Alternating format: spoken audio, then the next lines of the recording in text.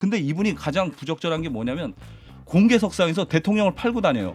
이분이 최근에 공개석상에서 네덜란드에 순방 중인 대통령이 나에게 전화를 걸었다. 전화를 걸어가지고 밤새도록 전화를 걸었다. 이런 사실까지 공개를 했어요. 내용이 뭐냐면 제가 녹취록을 가지고 예, 그 입수했습니다. 내용을 제보자로도. 한번 듣고 그 얘기를 이어가겠습니다. 네덜란드에서 계속 전화를 저녁 11시부터 한 2시까지 그 이후로 밤새도록 네. 대통령께서 네덜란드에서 밤 11시부터 새벽 2시까지 20여 차례 전화가 왔다. 밤새도록 왔는데 못 받았다. 이런 걸 공개하는 게 적절해요? 이걸 이제 울산 보고회에서 공개적인 자리에서 말씀하신 14일 날 울산 봉사단체 그린리더 성과 보고회 자리에서 150명이 모인 자리에서 공개한 내용입니다. 그 누가 저한테 제보를 해 주신 거예요. 예. 원하시는 방송사 있으면 제가 드릴 테니까 연락 주세요. 예, 한판승부의 시그니처 코너죠. 자, 정치권의 속내를 명품 취재를 통해 들려드리는 한판 내부자들. 오늘도 함께해 주셨습니다. 김교환 논설위원장님, 어서 오십시오. 네, 안녕하십니까. 예, 그리고 구영애 논설위원님, 네, 어서 오십시오. 안녕하세요. 예, 두 분 고맙습니다. 일단은 우리 예. 김교환 위원장님의 의상에 대해서 또 댓글로 저 의상은 뭔가 예, 이렇게, 패션 리더. 패션 리더. 근데 CBS가 딱 박혀 있는데 저도 20년 다녔는데 한 번도 본 적이 없는 옷이에요. 네, 그렇습니다. 좀 사연이 있는 옷입니다. 예, 사실은 제가 얼마 전에 부산을 다녀왔는데 부산에. 제가 이제 부산에서 본부장으로 일했었거든요. 오랜만에 후배들을 만나러 갔는데 그 부산 직원들이 본부장님 부산에서도 한판 승부가 인기가 너무 좋습니다. 직원들 단체복으로 맞춘 건데 꼭 이거 한 번만 입고 방송해 주십시오라고 부탁을 했어요. 부산 CBS? 예, 그래서 제가 입고 나왔습니다. 그래서 부산 CBS에서도 오후 5시에 예. 국제일에 그 이슈 인사이드라는 시사 예. 프로그램이 있으니까 예. 많이 들어주십시오. 방송하고 있는데 장성철 씨가 전화가 왔네. 이제 끊어야겠네. 죄송합니다. 네, 딱 들어오자마자 이거 김기현 논설위원장의 평소 패션 감각이 아닌데 그래서 평상시 입던 옷이 아니고. 네. 예, 아무튼 이 옷을 아까 김성애 소장이 탐내니까 탐내서, 방송 끝나면 바로 벗어드리겠습니다. 감사합니다. 내일은 제가 입고 오겠습니다. 사이즈 105라고 혹시 합니다. 출판 기념회 하셨나요? 했습니다. 아, 그때 입고 가셨어야 되는데. 예, 알겠습니다. 죄송합니다. 예. 예, 아무튼 알겠고요. 자, 이제 본격적 뉴스를 좀 들어가 보겠습니다. 이제 총선이 가까워지면 정치권 움직임이 활발해지고 있는 상황에서 국민의힘이 이제 한동훈 카드를 어떻게 쓸 것인가 고 난상 토론이 있습니다. 일단 비대위 출범까지의 과정을 정리하면 좋을 것 같은데 윤핵관들이 무대에서 퇴장했습니다. 그동안의 과정을 일단 김교환 위원님께 정리를 해주시면 김장연대가 폐막했다. 맞습니까? 그렇습니다. 12.12 사태죠. 12월 12일 날 장제원 의원이 불출마 선언했으니까. 예. 근데 그 12월 12일 날 그 장제원 의원이 불출마 선언한 날 그 배경을 둘러싸고 지금도 많은 그 의혹과 잘못 알려진 사실 또는 오보도 있고 그런 게 좀 있어요. 그래서 제가 예. 몇 가지 좀 그 뒷얘기를 좀 전해드리려고 나왔습니다. 예, 예. 제가 앞얘기보다는 뒷얘기에 강하기 때문에 뒷얘기 중심으로 전해드리겠습니다. 여러분들도 그걸 원하시는 거예요. 예, 뒷얘기 좋아요. 예, 뒷얘기 예. 좋아요. 예. 그래요. 일단 6일 날 그 예. 대통령이 부산에 방문했을 때 국밥집에서 점심을 장제원 드셨잖아요. 의원과 그때 장제원 의원이 이제 뒤늦게 참석을 했잖아요. 예. 그거 가지고도 그날 대통령이 만나서 장제원 의원에게 불출마 종용했다. 그거 사실 아닙니다. 사실 아니. 국밥 먹으면서 한 얘기는 네, 사적인 대화가 일치 없었어요. 그날이 무슨 날이었냐면 예. 그 장제원 의원의 그 부친 그 장성만 전 국회 부의장 8주기 되는 날이었어요. 그날 예. 그래서 가족들이 워낙 기독교 그 신앙이 강한 그 모태신앙 집안이어서 예. 그 예배를 가족들끼리 드리느라고 원래는 한호섭 정무수석을 통해서 자기는 참석 못한다고 얘기를 했어요. 그랬더니 대통령께서 굳이 좀 참석을 나중에라도 해라. 그래가지고 뒤늦게 간 겁니다. 그래서 참석한 거지 거기서는 무슨 일체의 사적인 대화는 없었고 이미 앞서서 장제원 의원은 불출마 선언을 이미 훨씬 전에 대통령한테 보고했던 상황이에요. 그래서 이미 오래전에 결심을 했던 겁니다. 그러니까 장제원 의원은 그 백의종군을 앞서서도 2번 정도 했었거든요. 작년 8월에 대통령실 뭐 인사파도 있고 막 이럴 때 일체 임명직을 맡지 않겠다고 선언했잖아요. 예. 그리고 3.8 전당대회를 앞두고 2월인가에도 당직도 안 맡겠다. 이 백의종군 선언했는데 그때는 대통령께 일체 보고나 이런 건 없었어요. 그런데 이번에만큼은 불출마 선언한 거에 대해서 일찌감치 대통령에게 보고를 드렸다는 거예요. 그런데 이제 그 장제원 의원이 요즘 마음이 안 편하죠. 왜냐하면 그 사상을 이제 포기를 한 거니까 사상은 어떻게 보면 정치적 고향이잖아요. 이분이 결심이 늦어진 이유가 대통령이에게도 이렇게 보고를 했는데 왜 진작 발표하지 않았느냐 그러는데 그 이유가 제가 어느 방송에서도 조금 밝혀드렸지만 그 어머님 때문이었어요. 어머님, 예. 어머님 그 박동순 여사가 예. 그 사상에 그대로 살고 계셔요. 아하. 그 어머님이 심하게 얘기해서 내 시신을 밟고 가라라고 말씀할 정도로 사상을 떠나는 걸 강력하게 반대했어요. 아하. 그래서 본인으로서는 사상을 떠나는 것이 불효다라는 생각을 하고 있었어요. 그런데 예. 그 지난 6일 날 전후에서 아버님 8주기 그 전후에서 사퇴 압박이 장지원 의원한테 많이 왔었잖아요. 예. 그때 어머님이 그래 내가 지금까지 살면서 정치를 너보다 더 많이 한다고 생각했는데 이제는 네가 판단할 나이가 됐으니 네가 알아서 결정할 네 소신껏 해라. 그때야 오케이를 해줬답니다. 그래서 12일 날 결심을 밝힌 걸로 그렇게 이해하시면 되겠습니다. 어머니.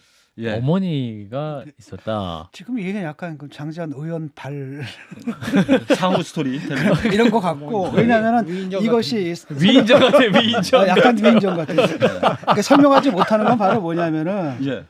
장재원 의원이 버스 90대 동원해가지고 4,000명을 동원하지 않았습니까? 이건 사실은 항명의 모습을 보였고 또 과정 속에서 실제로 워딩을 남겼단 말이죠.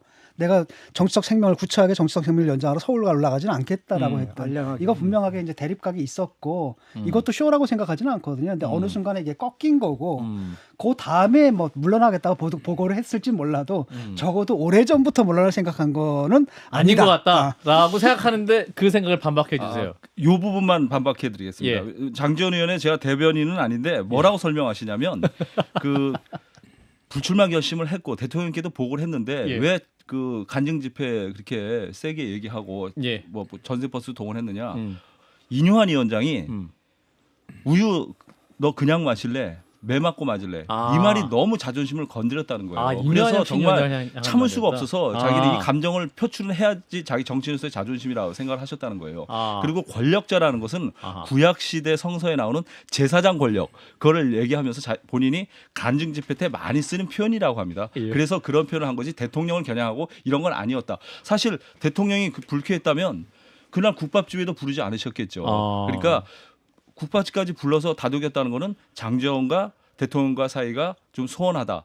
뭐 대통령이 버렸다 이런 한간의 그 오해를 불식시켜주기 위해서 대통령이 불렀다 그렇게 해석하는 게 맞죠. 5천만 국민은 권력자를 윤석열로 이해했을 테고. 본인은 그렇게 얘기하신다고 저는 전하는 거예요. 그러니까 제가 그렇게 생각한다는 게 아니고. 제가 지금 뭐 논설위원장께 반박을 하는 게 아니라 그 장제원 의원이 듣고 계실 것 같아서 반박을 한 거고. 그다음에 이제 권력자란 말 자체를 그렇게 함으로써 이게 약속대련도 정도가 있는데 제가 대통령에서 불쾌해서 국밥집에 왜 안 나와? 와서 얘기 들어라고 불렀을 것 같아요. 일단 뭐 일 모두 끝나지 않았습니까? 결말은 났고 그다음에 그 이후에 또 자기 서사를 구성하는 데 굉장히 중요해요.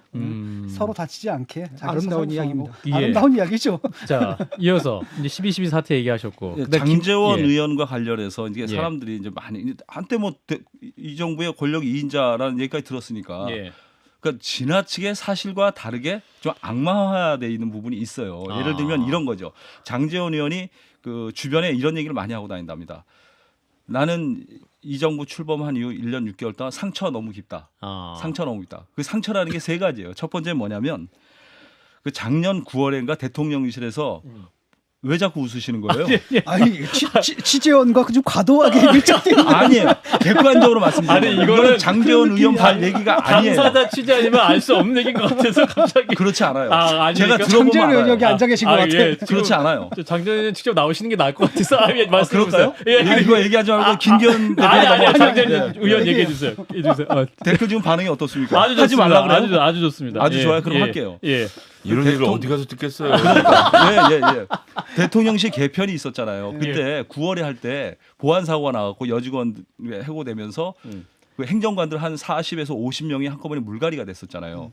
그때 장제원이 다 깔아놓은 사람들이 사고 쳐가지고 다 잘려 나왔다. 이게 아니라는 거죠. 뭐냐면은 장제원이 어떻게 행정관 50명을 집어넣을 수가 있겠어요. 이 정부가 출범하면서 저번에도 제가 말씀드렸잖아요. 권성동 의원하고 약조를 한 게 있어요.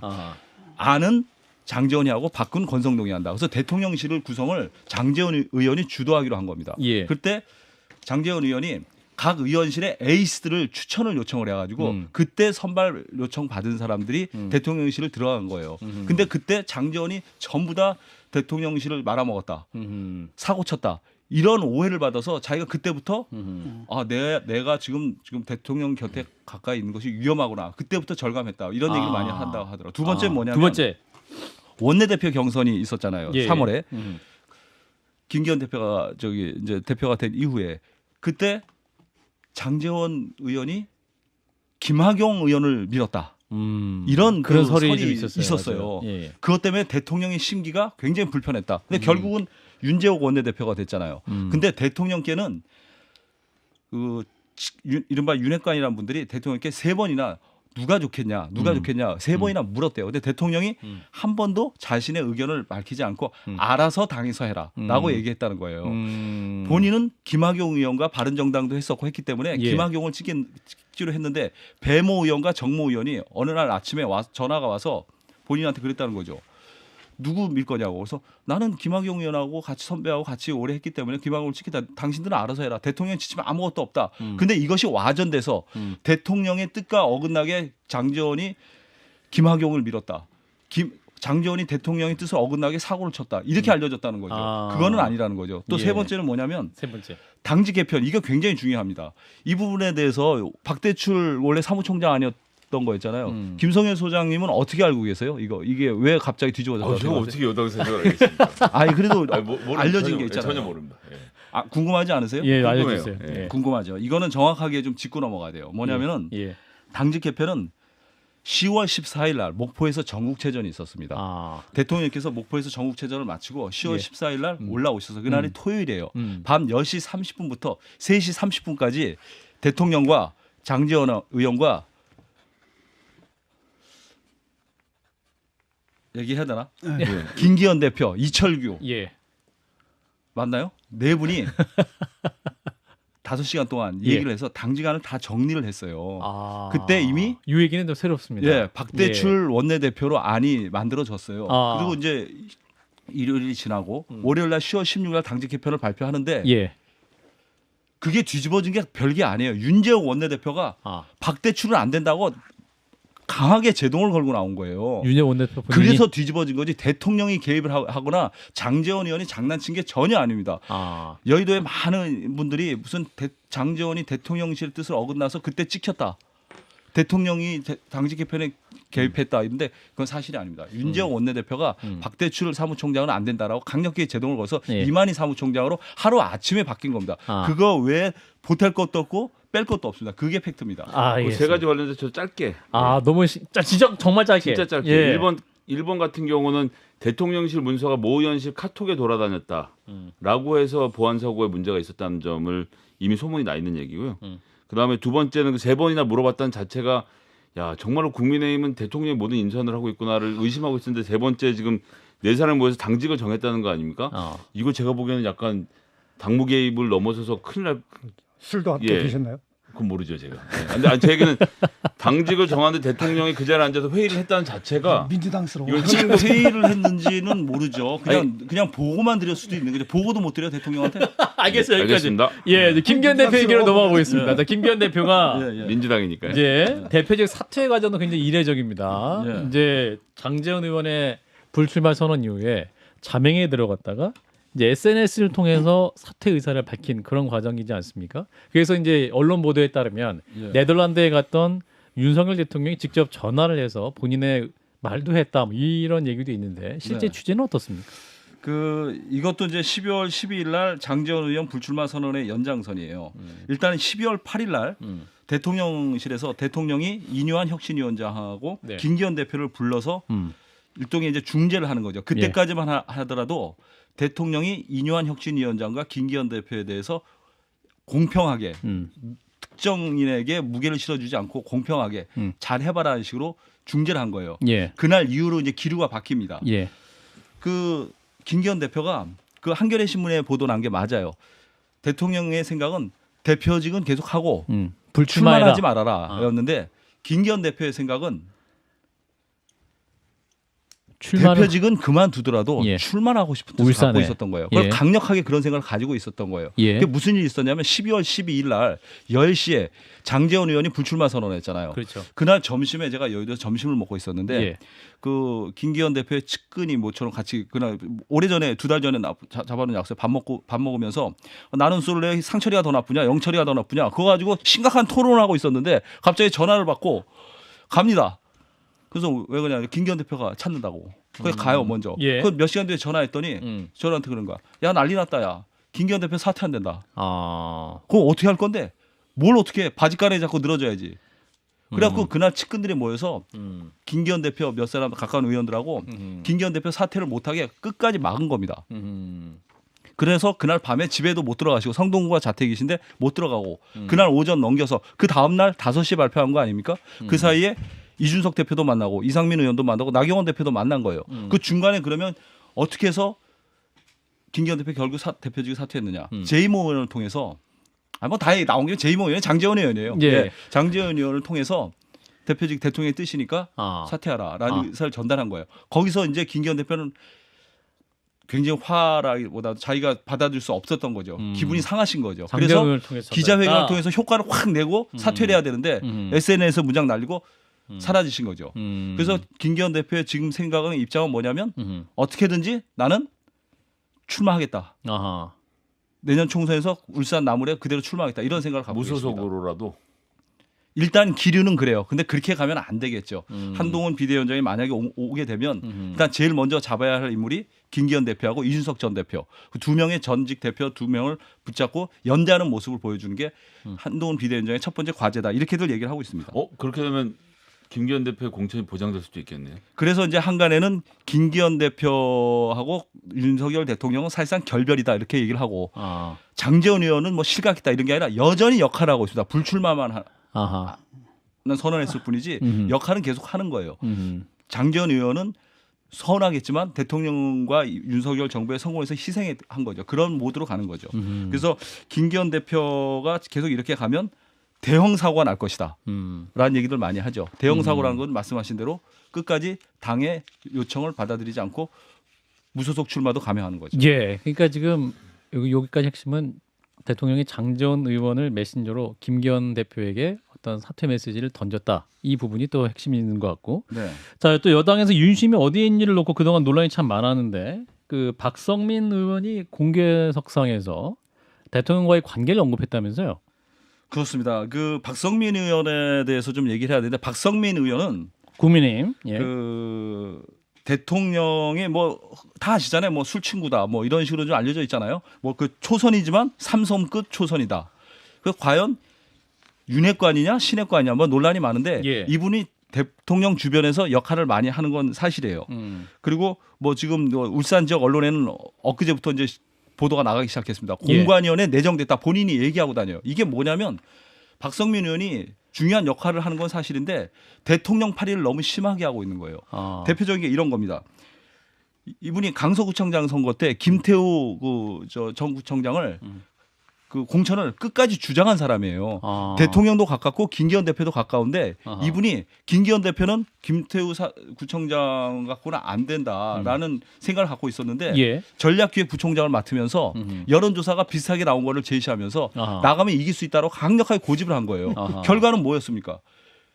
김태우 구청장 그 공천 책임은 박성민 의원한테 1차적으로 있는 겁니다. 물론 정치적 최종 결정자는 뭐 대통령이나 당대표겠지만 거기서 일어난 일입니다. 두 번째, 나경원 의원 38 전당대회 때 초선들 연판장 48명 돌려서 일진놀이 해가지고 잡아뜨린 거 아닙니까? 그때도 홍위병 역할을 하는 사람이 박성민 의원이에요. 최근에 무슨 일이 있었어요? 김기현 대표 사퇴와 관련해서 자살특공대가 불난지에 부채질한다. 이래갖고 17명이 SNS에 올려서 강력하게 이제 김기현 사퇴에 반대했잖아요. 근데 그 부분들이 대부분이 당무감사에서 하위권 평가를 받은 공천이 달랑달랑하신 분들이에요. 이분들은 어떻게든지 김기현 대표가 대표직을 유지해서 자신들한테 경선을 보장해주면 정치 신인들 낙하산으로 오더라도 이길 수 있다는 생각에서 여기 들어간 거죠. 이걸 주도한 사람은 강민국 의원이에요. 진주에 있는. 그렇지만 강민국 의원 뒤에서 이를 사주했다기보다 이렇게 한 역할을 한 사람은 박성민 의원이에요. 근데 이분이 가장 부적절한 게 뭐냐면 공개석상에서 대통령을 팔고 다녀요. 이분이 최근에 공개석상에서 네덜란드의 순방 중인 대통령이 나에게 전화를 걸었다. 아하. 전화를 걸어가지고 밤새도록 전화를 걸었다. 이런 사실까지 공개를 했어요. 내용이 뭐냐면 제가 녹취록을 가지고 예, 그 입수했습니다. 내용을 제보자로부터. 한번 듣고 그 예. 얘기를 이어가겠습니다. 내용을 일단 들으셔야 돼요. 왜냐하면 음질이 좀 안 좋기 때문에 예. 대통령께서 네덜란드에서 밤 11시부터 새벽 2시까지 20번이나 전화가 왔어요. 20여 밤새도록 차례. 왔는데 못 받았다고 라고 하는 내용이 있는데 한번 들어보시죠. 그리고 우리 대통령 네덜란드에서 계속 전화를 저녁 11시부터 한 2시까지 그 이후로 밤새도록 예. 대통령께서 네덜란드에서 밤 11시부터 새벽 2시까지 20여 차례 전화가 왔다. 밤새도록 왔는데 못 받았다. 아. 이런 걸 공개하는 게 적절해요? 이걸 이제 울산 보고회에서 공개적인 자리에서 말씀하신 거죠. 14일 날 울산 봉사단체 그린리더 성과 보고회 자리에서 150명이 모인 자리에서 공개한 내용입니다. 그 누가 저한테 제보를 해 주신 거예요. 예. 원하시는 방송사 있으면 제가 드릴 테니까 연락 주세요. 그리고 지난 4일엔 또 무슨 일이냐면 울산 다운교 개설 공청회 주민 공청회 자리에서 한 200명이 모인 자리에서 예. 사진을 하나 딱 공개합니다. 대통령 1호기에서 대통령 자리에 앉아서 찍은 사진을 자기가 공개를 해요. 그 사진에 입수를 못했는데 이건 대통령 파리가 이건 너무 심한 거죠. 대통령한테 도와주는 것이 아니라 부담을 주는 거죠. 이런 식으로 해서 자기가 대통령 측근이라고 과시하고 다니는 것은 좀 적절하지 않다고 생각합니다. 그럼 이분이 신윤핵관인 겁니까? 일단 이분은 그 윤핵관으로 보기도 좀 애매하고 그다 아니라고 보기도 애매해요. 대통령이 정치를 하기 전부터 유일하게 알던 정치인이라고 보면 됩니다. 아, 박성민 의원은. 예. 예. 그렇게 대구에 그 약간 좌천돼 있을 때부터 친분이 좀 있었고 이분이 또 과거가 또 화려하신 분이잖아요. 삼천교육대 출신이잖아요. 뭐 때문에 갔는지는 제가 밝히지 않을게요. 예. 그거는 뭐 다양한 해석들이 있으니까 삼천교육대 출신인 거는 사실입니다. 예. 자, 여기까지 일단 취재 입각해서 저희가 말씀을 드렸고요. 자, 이어서 구용의 논술 이렇게 준비하신 내용은 박정훈 전 해병대 수사단장 뭐 한동훈 장관 얘기는 안 합니까? 한동훈 장관 이야기 이 얘기가 아니 제가 지나간 시간을 얘기가 너무 많이 써가지고 우리 구용의 의원이 아니 예. 정치 얘기를 할 때 지금 오늘의 핫한 이슈인데 그 얘기를 안 하고 괜찮습니다. 계시나요? 예, 박정훈 전 해병대 수사단장 얘기 예. 재판 관련 얘기를 준비하셨는데 일단은 지금까지 그 관련 의혹의 핵심은 무엇인지 짧게 짚고 이제 말씀하신 예, 것이죠. 지금 그 박정훈 단장에 대한 재판이 사실상 지금 열리지 않고 있거든요. 예. 7일 날 있고 예, 예. 그다음에 이 군 재판부 뭐 인사가 있다고 해가지고 예, 예. 다음 길이 언제까지 열릴지 모르겠는데 이 재판이 좀 상당 기간 이렇게 좀 지연될 공산이 높을 것 같아요. 왜냐하면 4월 총선 때까지 이 재판을 좀 정상적으로 노멀하게 이렇게 운영을 할 것 같지는 않아요. 근데 예. 제가 그 최근에 이제 임기훈 전 그 대통령실 안보실의 국방비서관 진술서를 좀 확보를 했어요. 예. 근데 이 진술서를 보면서 느끼는 게 그 전에도 이제 그런 생각은 많이 했는데 정말 그 군 검찰이 대통령실 그 개입설 이거에 대해서는 최소한의 조사도 하지 않았구나. 아하. 정말 이 조사가 이렇게 하나도 안 되고 단순히 그 박정훈 단장의 그 항명 행위 그러면 그 항명 행위가 어떻게 이루어졌는가, 왜 이루어졌는가를 조사를 해야 되는데 예. 그 부분에 대해서는 대통령 개입설이 여러 가지 정황 가운데 핵심이거든요. 근데 예. 그 부분에 대한 조사가 전혀 이루어지지 않은 거죠. 자, 화면으로 이제 국방비서관의 예, 진술서가 화면으로 나가는데 제가 보겠는데 이 넉 장 정도 돼요. 이 저 질문서고 대답이. 예. 근데 이제 질문에 보면은 임기훈 비서실장한테 진술서, 질문서를 보낸 겁니다. 예. 그래서 이제 답변을 해서 오는 건데 예. 해병대 수사단장이 7월 31일 날 16시에 그 해병 사령관과 단둘이 있는 자리에서 대통령이 그 경로를 해가지고 네. 굉장히 쾅쾅쾅 뭐 화를 냈다. 그렇게 해서 뭐 장관한테 얘기를 했다. 전화를 했다. 이제 이렇게 경로했다는 말을 했잖아요. 예. 그거에 대해서 그렇게 얘기했다고 취지로 주장하고 있는데 이 내용이 사실인가요? 이러고 물었습니다. 사실이 아님. 두 번째는 진술일은 전 수사단장 또는 사령관을 포함한 해병대 사령부 인원들에게 대통령 또는 VIP를 언급하면서 최상병 사고와 관련된 이야기를 한 사실이 있는가요? 구체적으로 진술해 주세요. 언급한 적 없음. 주로 다 이렇습니다. 그러니까 예. 한 6번, 7번에 가면 언론 보도에 의하면 안보실에서 해병대로부터 언론 브리핑 자료를 받았다고 하는데 사실인가요? 사실임. 그 위 결과 보고서 등의 문서나 언론 브리핑 자료를 제공받았다면 어떻게 조치했는가요? 안보실장에게 비대면 보고 드렸음. 그리고 그 다음 질문에 보면 질문에 대해서 없음.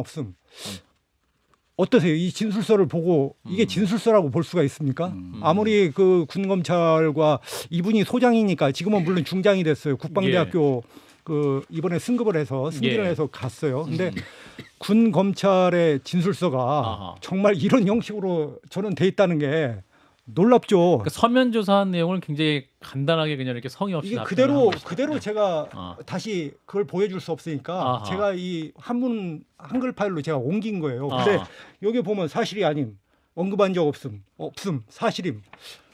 아니 군검찰이 아무리 그 대통령실 안보실에 있는 분이지만 예. 이렇게 조사를 할 수 있는 건 이게 과연 진술서라고 할 수가 있습니까? 어떤 사람이 사법 조사를 받으면서 일단 이게 진술서라면 수사 사법기관에서 간 건데 이런 식으로 그 조사가 이루어진다는 것이 정말 저는 좀 경악하지 않을 수가 없더라고요. 이 진술서를 보면서 근데 원래 그래요. 그래요? 군에서는 그렇게 합니까? 아니 그게 아니라 저도 그렇고 그냥 없음 이렇게 가는 거지. 서면으로 했을 때 서면뿐 아니라 서면 때는 그래요. 그러니까 질문은 막 아무리 해도 없습니다. 아니면은 저기 그러니까 조국 전 장관도 그렇고요. 뭐 송영길 씨도 그러면 제가 묵비권에서 진 작가님 말씀 그러니까 문제는 들어서 여기서 본질은 뭐냐면 예. 국방비서관 이 사람이 입을 닫기로 했다는 거예요. 그러니까 내 선에서 끊겠다. 그러면 제가 그 말은 제가 별로 이렇게 놀랍지 않게 그러면 받아들이겠는데 거의 답이 없어요. 답이 모름, 없음 이렇게 정말 그러면은 이제 이날 그 대통령 발언이 7월 31일 날 11시부터 대통령 수석비서관실 회의에서 있었다는 거 아닙니까? 예. 그리고 11시 56분에 이제 장관한테 전화를 해 가지고 예. 뭐라고 했는지는 모르지만 장관이 좌우지간 그 해병대 사령관한테 이첩을 보류하라 이렇게 예. 지시를 하는 과정이거든요. 예. 그래서 대통령의 그 경로 그 당시에 이렇게 이런 걸로 사단장까지 처벌하면 누가 사단장을 할 것이냐 이런 것 때문에 이제 보류 지시가 나고 이렇게 했다는 정황으로 읽히는데 예. 이거에 대해서 어떤 그 임기훈 소장한테 그러면 전화 포렌식을 한다든지 예. 임기훈 그 이 소장 지금은 중장이 예를 들어서 그러면 해병대 사령관한테 얘기한 것으로 추정이 되는데 예. 물론 확인할 수는 없습니다만은 예. 그러면 임기훈 그 소장이나 해병대 사령관의 전화도 포렌식을 해봐야 되잖아요. 이게 예. 전화를 서로 예. 그 오고 갔는지. 예. 근데 그런 포렌식도 하나도 없어요. 그래서 대통령 개입만 나오면 군 조사가 군 검찰 조사가 모두 멈춰 있어요. 가까이 가지를 않아요. 예. 그래서 이런 조사라고 한다면 그 항명죄 재판에서 과연 진상이나 진실이 규명이 될 수 있겠냐 상당한 그 회의가 드는 부분이어서 예. 제가 오늘 좀 진술서를 시청자 여러분께 좀 보여드렸습니다. 네. 보면은 우리는 다 알잖아요, 사실은. 저 해병대 사령관이 없는 말을 만들어서 했겠냐고. 이 사람이 했단 얘기지. 근데 이제 이제 해병대- 가지고는 이제 문제는 뭐냐면 말을 안 하겠다라는 거지, 묵비하겠다라는 거예요. 그런 적 그렇겠죠. 없다고 부정하는 거지. 그럼 선이 끊어지거든요. 근데 이제 해병대 사령관도 그 이 부분에 대해서 군 검찰이 물어봐요. 예. 당신이 이렇게 그 수사단장한테 얘기했다는데 당신 예. 들었냐? 그러니까 그런 말 한 적 없다. 그렇죠. 예, 박정훈 단장이 항명죄를 벗어나기 위해서 꾸민 말이다. 이런 아. 식으로 진술을 하거든요. 해병대 검찰 사령관도. 조사에서. 근데 그게 말이 안 되는 게요. 예. 이게 그 7월 31일 날 해병대 사령관한테 박정훈 단장이 들어요. 이 소리를 듣고 와가지고 예. 15시나 한 17시, 18시쯤에 부하들한테 이 얘기를 해주지 않습니까? 예. BH에서 이렇게 놀랐는데 이거 잘못하다 이거 법적인 책임 물 수가 있고 또 대통령이 이렇게 경로했다고 한다. 그러면 7월 31일 날 이미 저녁에 부하들한테 해줬는데 예. 집단 항명의 수교의 혐의로 입건되는 것은 8월 3일이에요.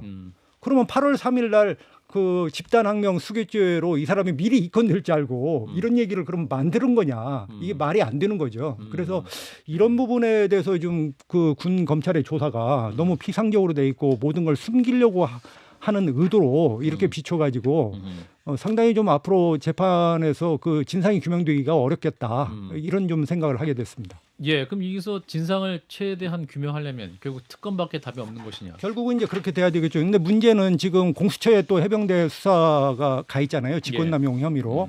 근데 지금 오늘 공수처장 후보를 추천을 한다고 제가 예. 내일인가요? 오늘인가? 오늘 들었는데 뭐 이름이 거명되고 있습니다. 예, 걱정되는 게 지금 그분 중에 유력한 분 중에 한 분이 이제 김태규 지금 국민권익위의 권익위원회 부위원장이라고 하는 부위원장이죠. 분이잖아요. 예. 그분이 확실히 이제 성향이나 이념적으로 지금 정권과 궤를 같이 하고 있는 분인데 예.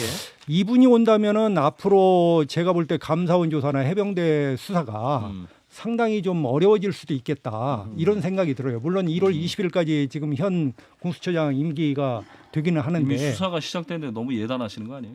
근데 이분 스타일상 왜냐하면 이렇게 네. 되면 이제 주인 검사와 어떤 갈등이라든지 예. 이런 부분이 왜냐하면 해병대 수사라고 하는 게 상당히 정황 증거도 많고 또 증거도 많고 그렇거든요. 사실은 그렇기 때문에 이 수사하는 데 있어서 예. 그 서로 보고 과정이라든가 예. 앞으로 어떤 진행을 해야 될 거 아닙니까? 단계 예. 그런 부분에 있어서 서로의 어떤 그 갈등이 많을 소지가 있어서 사실은 이분을 뭐 공수처를 괴물기관이라고 해가지고 원래 공수처를 세워서는 안 된다고 주장한 분이 예. 이렇게 또 공수처장으로 오신다고 하니까 예.